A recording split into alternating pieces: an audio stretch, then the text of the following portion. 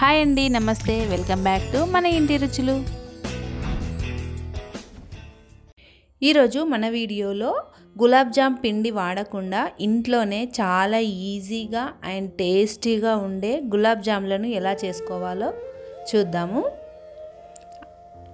ఏదైనా స్వీట్ తినాలనుకున్నప్పుడు అప్పటికప్పుడు ఇలా చేసుకోండి, టేస్ట్ చాలా బాగుంటుంది. దీని ప్రాసెస్ కూడా చాలా ఈజీ. ఏదైనా పండుగలకైనా లేదంటే ఎవరైనా ఇంటికి గెస్టులు వచ్చినప్పుడైనా అప్పటికప్పుడు ఏదైనా స్వీట్ చేయాలి అనుకుంటే ఈ గులాబ్ జాములను ట్రై చేయండి, టేస్ట్ చాలా బాగుంటుంది. దీని ప్రాసెస్ ఎలానో చూద్దాం. ముందుగా ఇలా ఒక చిన్న మిక్సీ జార్లోకి 1 కప్పు ఉప్మా రవ్వను వేసుకోవాలి. దీనిని వీలైనంత మెత్తగా మిక్సీ పట్టుకోవాలి. చూడండి, ఇలా మిక్సీ పట్టుకోవాలి. ఈ రవ్వను ఇలా మిక్సీ పట్టుకొని చేసుకుంటే చాలా సాఫ్ట్గా వస్తాయి గులాబ్ జాములు అనేవి. ఆ తర్వాత స్టవ్ ఆన్ చేసి కడాయి పెట్టుకొని మనము ఏ కప్పుతో అయితే రవ్వను తీసుకున్నామో అదే కప్పుతో 2 కప్పుల పాలను తీసుకోవాలి. ఇవి చిక్కటి పాలు. ఇలా పాలను తీసుకొని వీటిని ఒక పొంగొచ్చే వరకు మరిగించుకోవాలి.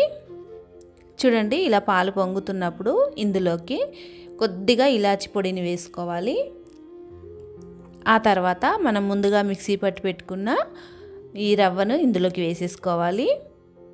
ఇలా ఉండలేమీ లేకుండా కలిపేసుకోవాలి. మంటను మాత్రం లో ఫ్లేమ్లో పెట్టి ఈ రవ్వను పాలల్లో బాగా కలిసేలాగా కలుపుకోవాలి.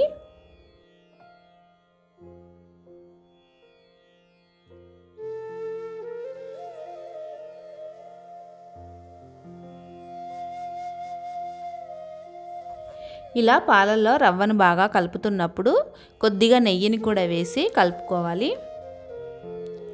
టేస్ట్ చాలా బాగుంటుంది ఇలా నెయ్యి వేసి కలుపుకున్నట్లయితే. ఇలా కలుపుకున్న తర్వాత దీనిని పక్కన పెట్టుకుందాం, కాస్త చల్లారుతుంది ఈలోపు. తర్వాత ఇలా అడుగు మందంగా ఉన్న వేరొక గిన్నె పెట్టుకొని 1 కప్పు చక్కెరను వేసుకోవాలి. అలాగే మరొక 1/2 కప్పు వరకు కూడా వేసుకోవాలి. మీరు స్వీట్ మరి కాస్త ఎక్కువ కావాలనుకుంటే 1.5 కప్పు వరకు వేసుకోవచ్చు. ఇందులోకి 2 కప్పుల వాటర్ని పోసుకోవాలి. ఇప్పుడు ఈ చక్కెరను వాటర్లో కరిగేలాగా బాగా మరిగించుకోవాలి. పాకం ఏమీ రావాల్సిన అవసరం లేదు. ఈ చక్కెర అంతా కరిగి 1-2 నిమిషాలు ఇలా బాగా ఈ వాటర్ అనేవి మరిగితే సరిపోతాయి. చూడండి, ఇలా బాగా మరిగిన తర్వాత స్టవ్ ఆఫ్ చేసేసుకొని ఈ గిన్నెను పక్కన పెట్టుకుందాం. ఈలోపు ఇలా రవ్వ కూడా చల్లారింది. దీనిని ఓసారి బాగా అంతా కలిసేలాగా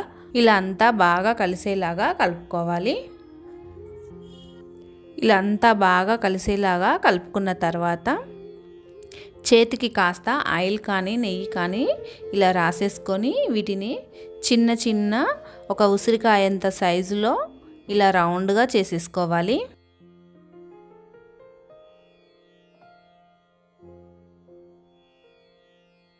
చూడండి, ఇలా సాఫ్ట్గా రౌండ్గా చేసేసుకొని ఇలా ప్లేట్లోకి తీసుకోవాలి. ఇదే విధంగా ఈ రవ్వ మొత్తాన్ని చేసేసుకోవాలి.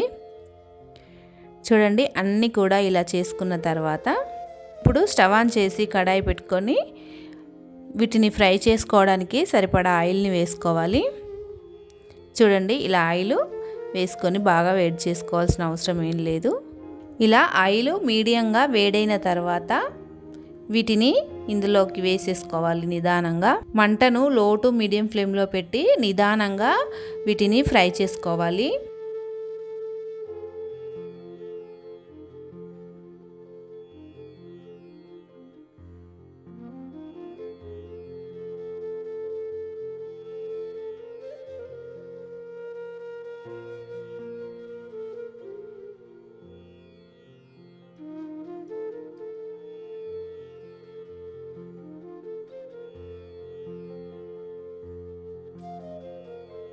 పెద్ద మంట మీద ఫ్రై చేస్తే ఇవి మాడిపోతాయి, లోపల వరకు ఫ్రై అవ్వవు. కాబట్టి మంటను మీడియం ఫ్లేమ్లో పెట్టి నిదానంగా ఇలా 2 వైపులా తిప్పుకుంటూ బాగా ఫ్రై చేసుకోవాలి. ఇలా ఫ్రై అయిన తర్వాత వీటిని తీసేసి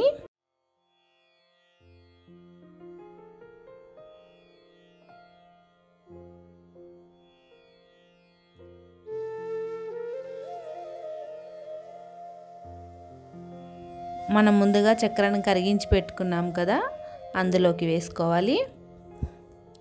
ఈ చక్కెర పాకం అనేది కాస్త మీకు చల్లారినట్టు అనిపిస్తే మరలా కాస్త వేడి చేసుకొని అందులోకి వేసుకోవాలి.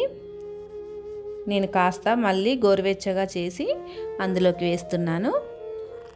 ఇలా వేసేసి అంతా ఓసారి కలిపేసుకొని 1 లేదా 2 నిమిషాలు ఈ చక్కెర పాకంలో ఉంచితే సరిపోతుంది. చూడండి, ఒక 2 నిమిషాల తర్వాత ఇలా వీటిని తీసేసి వేరొక ప్లేట్లోకి సర్వ్ చేసుకోవాలి. చూడండి, జ్యూసీగా ఎంత చాలా బాగున్నాయో. టేస్ట్ కూడా చాలా బాగున్నాయి. తప్పకుండా ఓసారి ట్రై చేయండి. చూడండి, లోపల వరకు ఫ్రై అయ్యి పాకం కూడా లోపల వరకు ఇంకి చాలా బాగున్నాయి. మీరు కావాలంటే ఇలా బౌల్లోకి వేసేసుకొని ఇలా కాస్త చక్కెర పాకాన్ని వేసుకొని తింటే చాలా టేస్టీగా ఉంటాయి.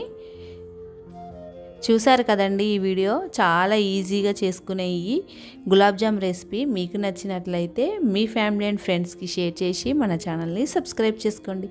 Thank you for watching.